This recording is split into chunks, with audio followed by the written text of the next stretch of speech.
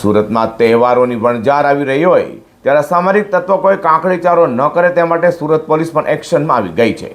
તો હાલ ચાલી રહેલા પવિત્ર રમજાન માસ અને ત્યારબાદ આવનારા રમજાન ઈદ, ચેટીચાંદ અને રામનવમીના તહેવારોને ધ્યાને લઈને તકેદારીના ભાગરૂપે સુરતના અઠવા પોલીસ દ્વારા અસરકારક ફૂટ પેટ્રોલિંગ હાથ ધરવામાં આવ્યું હતું। સુરત પોલીસ કમિશનર અનુપમસિંહ ગેહલોત દ્વારા હાલમાં મુસ્લિમ સમાજનો પવિત્ર રમજાન માસ ચાલતો હોય અને આગામી દિવસોમાં રમજાન ઈદ સાથે ચેટીચાંદ અને રામનવમીનો તહેવાર આવનાર હોય, જે અનુસંધાને સુરત શહેર વિસ્તારમાં કાયદો અને વ્યવસ્થા જળવાઈ રહે, સાથે કોઈ અનિચ્છનીય બનાવ ન બને તેમજ સુલેહ શાંતિ જળવાઈ રહે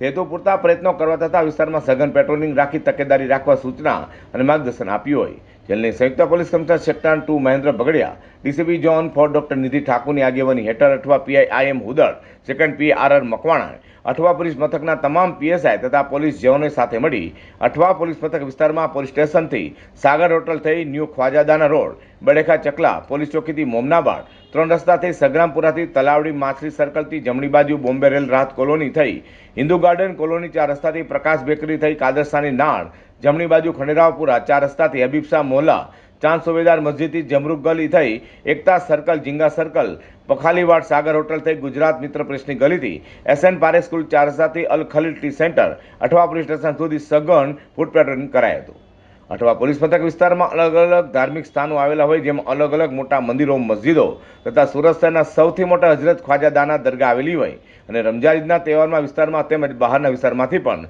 મુસ્લિમ સમાજના લોકો નમાઝ પડવા તથા સલામી માટે દરગાહ પર આવનાર હોય, તેમજ રામનવમી તથા ચેટીચાંદના તહેવાર અનુસંધાને આ વિસ્તારમાં અલગ અલગ ધાર્મિક યાત્રાઓ નીકળતી હોય અને લોકો દર્શન માટે આવતા હોય, જેથી કાયદોની વ્યવસ્થા જળવાઈ રહે તેમ વિસ્તારમાં કોમી એખલાસ અકબંધ રહે તે માટે પોલીસ દ્વારા ફૂટ પેટ્રોલિંગ કરવામાં આવ્યું હતું।